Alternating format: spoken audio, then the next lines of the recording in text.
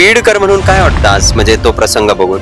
हे बीडमध्ये तर पहिली गोष्ट व्हायलाच नाही पाहिजे. राजकारण राजकारणाच्या ठिकाणी पाहिजे आणि धर्म धर्माच्या ठिकाणी पाहिजे. हे बीडमध्ये हे जे राजकारण चाललंय ते व्हायला नाही पाहिजे. असं जो काही संतोष देशमुख जो त्याची हत्या झाली त्याला न्याय तर मिळायलाच पाहिजे. आणि ज्याने कोणी हत्या केली असेल त्याला सर्वांना सरकारला विनंती आहे की त्याला शिक्षा झालीच पाहिजे. आज संतोष देशमुख जर आपण घर पाहिलं तर त्यांच्या घरी पण एक छोटा मुलगा एक मुलगी आहे, प्रत्येकाच्या घरी आहेच, तर त्यांना न्याय मिळाला पाहिजे. तर परत आपल्याला या ठिकाणी दोन ऑडियन्स भेटलेले आहेत. तर सगळ्यात पहिल्यांदा तुमच्या दोघांचं पण नाव सांगा.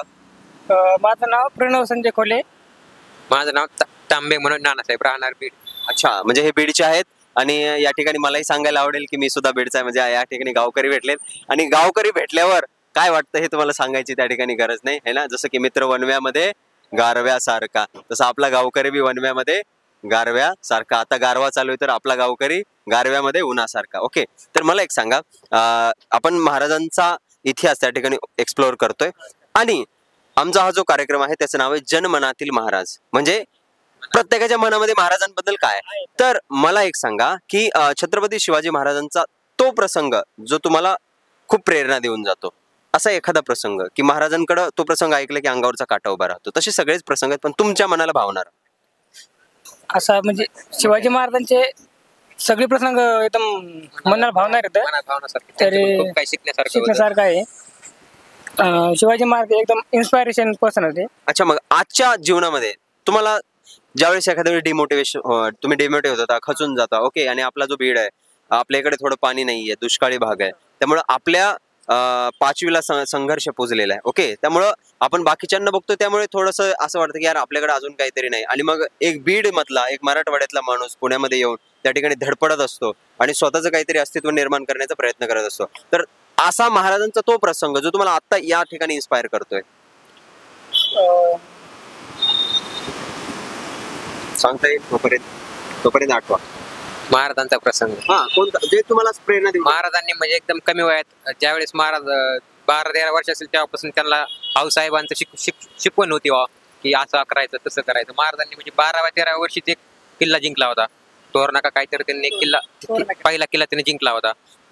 त्याचं नाव वेगळं होतं, खेळणं काहीतरी नाव होतं त्याचं, आणि त्याला नाव नंतर तोरणा दिला. हो, त्याला म्हणजे स्वराज्याचे तोरण बांधले. हा तुम्ही चौथीला त्या ठिकाणी वाचला. हो, चौथीमध्येच वाचलं त्यांनी. पहिला किल्ला 13व्या वर्षी जिंकला.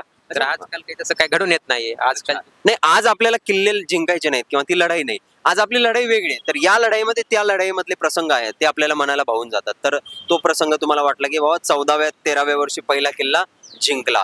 अजून एखादी कोणती अशी गोष्ट वाटते जी की तुम्हाला आयुष्यामध्ये उंचीवर जाताना महाराजांचा तो प्रसंग डोळ्यासमोर ठेवून जाता येईल? त्यांच्याकडे बघून, जर त्यांच्याकडे पाहण्यासारखं, त्यांच्याकडे पाहून चालून खूप काही आपण शिकू शकतो.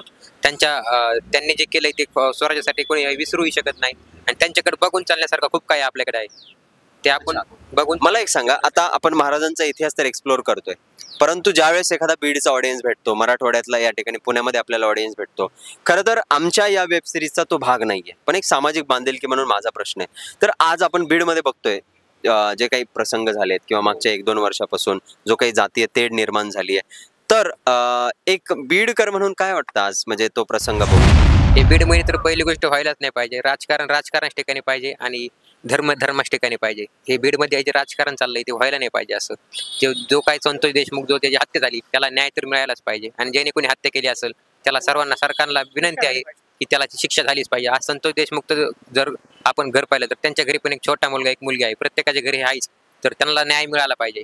आणि जे लावून धरलंय, सुरेश अण्णाच असतील, बजरंग बाप्पा सोनवणे असतील, संदीप क्षीरसागर असतील, आणि सगळ्यात जर म्हटलं तर मनोज जरांगे पाटील, त्यांनी हे लावून धरायला पाहिजे. आणि जे कोणी हत्याकारी असेल त्याला फाशी शिक्षा व्हायलाच पाहिजे. बरं, आता या प्रसंगाकडे सगळे बघताना एका संशयाने बघतात की बाबा न्याय मिळाला पाहिजे, त्यासाठी सगळे लोक मोर्चा पण काढत आहेत. प्रत्येक जणांना आपल्या तर्फे त्या ठिकाणी श्रद्धांजली वाहिली आहे.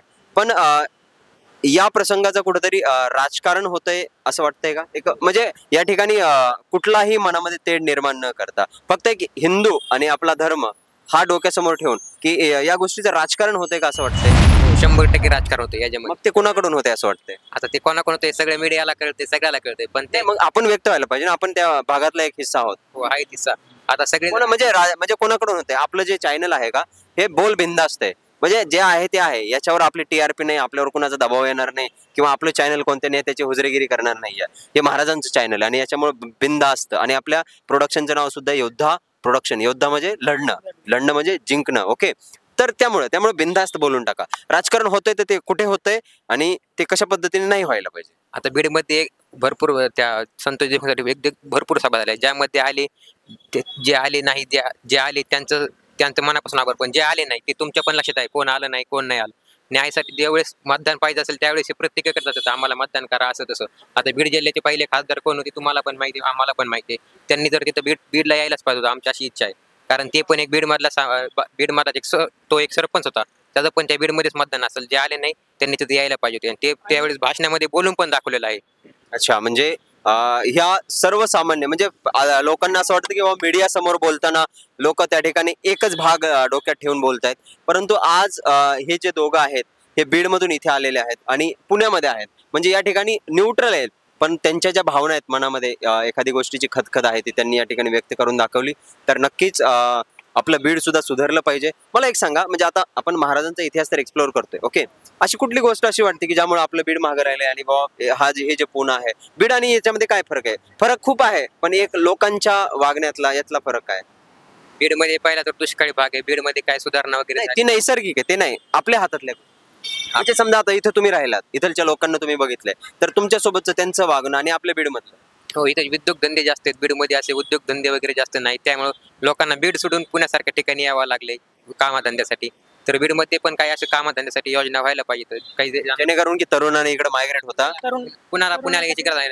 आपली शेती आणि कामधंदा दोन्ही पण करता असं काहीतरी. कारण की आज जर बघितलं शेतीला जोडधंदा नसेल तर शेती पूरक नाहीये. पुरत नाही शेती, जवळपास एकतर दुष्काळी भाग असल्यामुळे शेती पुरत नाही, त्यामुळे तरुणांना पुण्यासारख्या ठिकाणी वळावं लागत आहे. अच्छा, मला एक सांगा, मग आता पुण्यामध्ये येऊन तुमचे काही स्वप्न आहेत का की यार मी माझं इथं काहीतरी निर्माण करेल? हो आहेत ना, इथं येऊन काहीतरी करायचं आणि परत आपल्या गावाकडे सेट व्हायचं. अच्छा, म्हणजे परत, कारण की गाव असतं. ओके, ज्यावेळेस म्हणजे आता हे थोडंसं आता पर्सनल लेवलला चाललंय, पण मी सांगतो, ज्यावेळेस मी गावाकडे जात असतो त्यावेळेस माझ्या गाडीची म्हणजे स्पीड असते 120-150 आणि येताना ती स्पीड 80 असते, है ना. म्हणजे जाताना असं वाटतं कधी गावात जाईल आणि येताना गाव जड लागतं, है ना, म्हणजे रस्ता जड वाटतो. हे वाटत नाही गावाकडून. अच्छा, फळ आली शहराकडे, झाडे गावीत राहिली.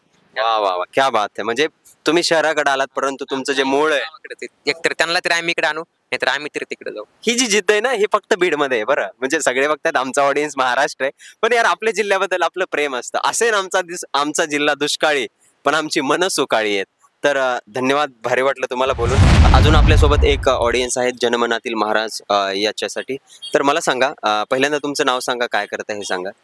स्वप्नील भंडारे, नाव माझं स्वप्नील भंडारे. मी स्पर्धा परीक्षा करणाऱ्या मुलांना गायडन्सही करतो आणि माझं पुस्तकही आहे स्पर्धा परीक्षेमध्ये, पुष्पलता एक कृषी घटक म्हणून, आणि अभ्यासही करतो. मला सांगा, ज्यावेळेस MPSC UPSC किंवा सरळ सेवा या परीक्षेची तयारी करताना मुलं येतात, ती बेसिकली ती मुलं खेड्यातली असतात, अतिशय हालाकीच्या परिस्थितीतले, आणि मी त्या मुलांना खूप जवळून अनुभवले. आता मी तर सायन्स बॅकग्राऊंडचा आहे, पण त्या मुलांचं स्ट्रगल, एकमेकांमधलं बॉन्डिंग, ज्यावेळेस एखाद्याचं सिलेक्शन होतं त्यावेळेस त्याच्यासाठी केलं जाणारं सेलिब्रेशन की तो आपलाच आहे, आपल्या भावासारखाच आहे. तर हे जे बॉन्डिंग आहे हे कुठेतरी त्यांच्यामध्ये बघायला मिळतं. तर आमचा हा जो कार्यक्रम आहे तो आहे जनमनातील महाराज छत्रपती शिवाजी महाराज, आणि नक्कीच त्या मुलांनाही महाराज हे प्रेरणास्थान असतील, त्यामुळे ती अचिव्हमेंट त्यांना करणं सरळ जातं. तर तुमच्या मनातले छत्रपती शिवाजी महाराज कसे आहेत हे सांगायला काय सांगाल? माझ्या मनात लहानपणापासून छत्रपती शिवाजी महाराज हे आदर्शच राहिलेले आहेत. रयतेचा राजा कसा असावा, ज्यावेळेस आपण महाराजांचं चरित्र वाचतो, महाराजांबद्दल आपण काही गोष्टी आत्मसात करतो, त्यावेळेस आपल्याला त्या गोष्टी समजून येतात की रयतेचा राजा कसा असावा, तर राजानं रयतेसाठी काय केलं पाहिजे, आणि आपल्या राजानं किती गोष्टी आपल्यासाठी केल्यात की जेणेकरून आज आपण हे सुखाचे दिवस पाहतोय. तर खरंच आज जे दिवस बघतोय आपण, हे राजांमुळं, आपले जे राजे छत्रपती शिवाजी महाराज झाले फक्त त्यांच्यामुळेच बघतो. इतर कोणतेही राजे असताना तरी इतके चांगले दिवस आपल्याला बघायला नसतात. मला सांगा, ज्यावेळेस तुम्ही MPSC ची, म्हणजे मला वाटतं तुम्ही आता पुस्तक सुद्धा आहे, तर तुम्ही कधी ना कधी त्यासाठी ट्राय केला असेल, ओके, MPSC साठी तुम्ही प्रयत्न केला असेल, तर त्यावेळेस चढउतार खूप येतात, यश येतं, अपयश येतं, त्याच्यानंतर खूप अजून वेगळे असतात.